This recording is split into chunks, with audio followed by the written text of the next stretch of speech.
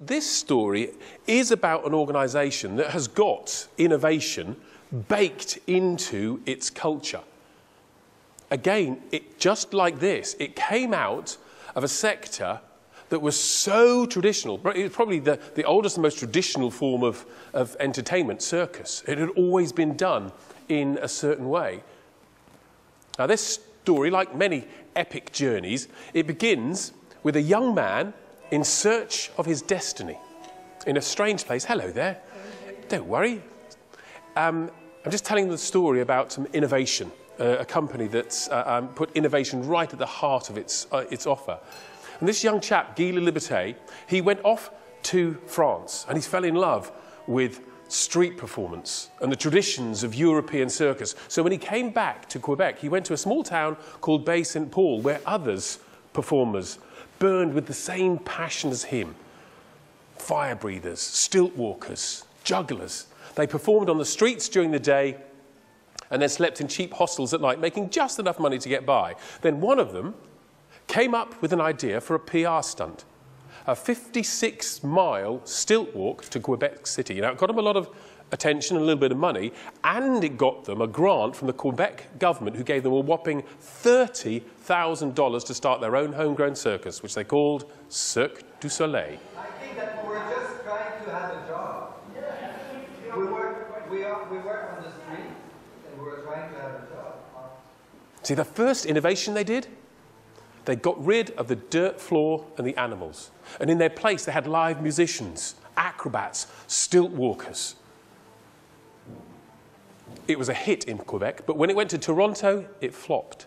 And when they went to Niagara, it nearly bankrupted them. They had to literally sell their photocopier to keep the doors open. But undeterred, they regrouped, they rebuilt a new show. The following year, it was a hit in Quebec and in Toronto, and word began to spread.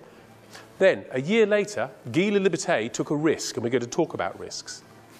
He decided to bet everything on one throw of the dice and take the Cirque to the Los Angeles Art Festival. That when Cirque came to America, by the time we booked it, it would have been way too expensive for us to spend all the money as the festival to bring them.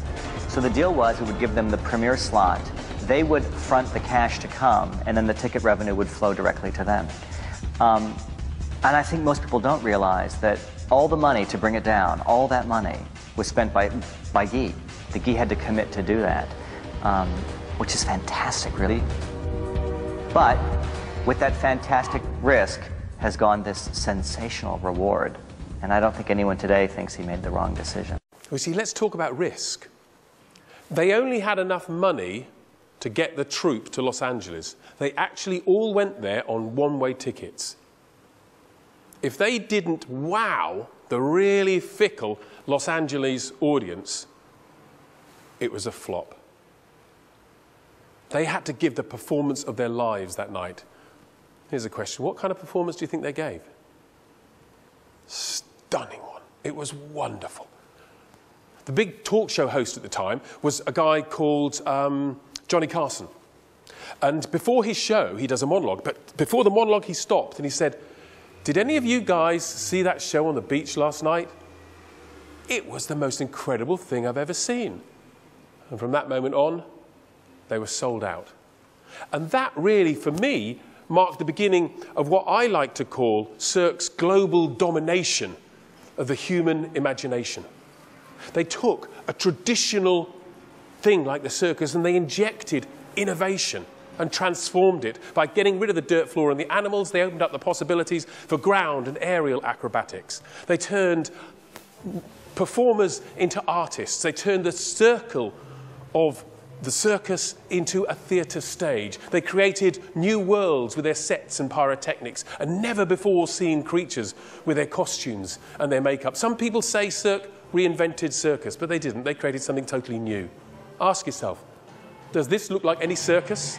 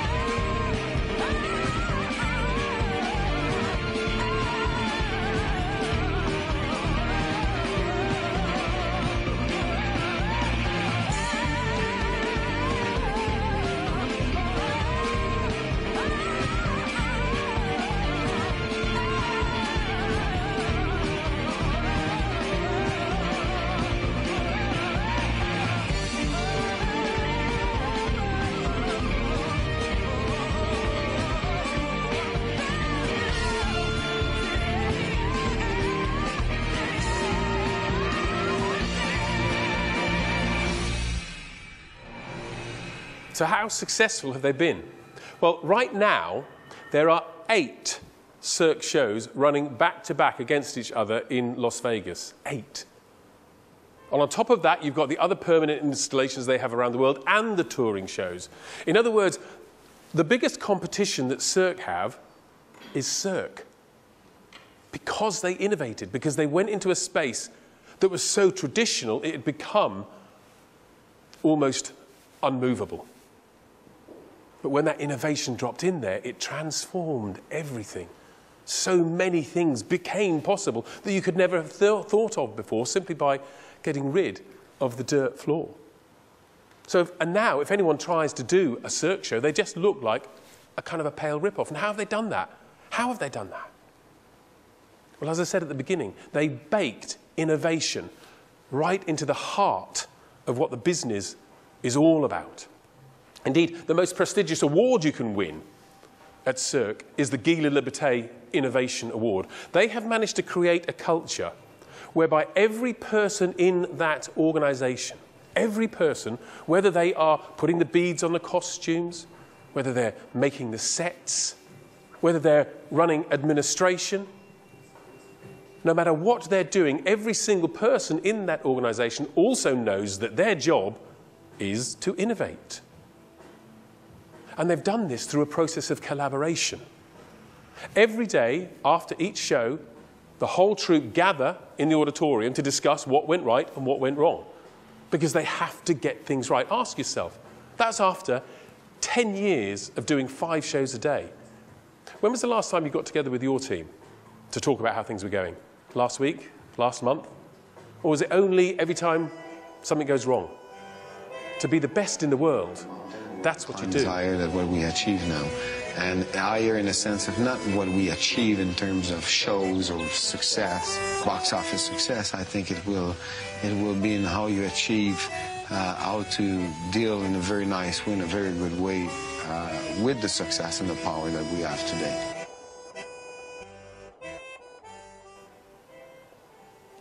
So what is the mark of Cirque du Soleil? Well, I think there's this that's really worth connecting with, and it's about innovation. Inside all of us, there's a child.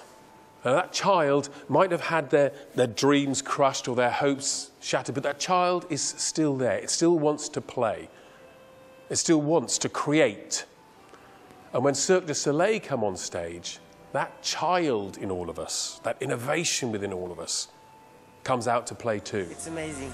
And we get touched by the joy. I think the people has to be in charge of their own happiness. The only thing we could do is really to try to reveal to them, to offer them different interpretation of the life and the emotions, to be then they are themselves able to find their way to happiness.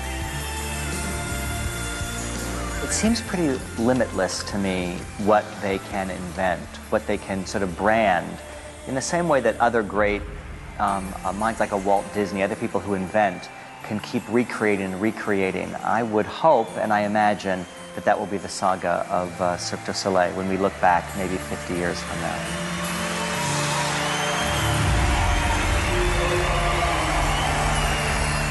So there we've had 2 stories, really, if you think about it. 2 stories about traditional worlds, both very, very different, traditional worlds, whereby innovation has been the catalyst for something really, really special.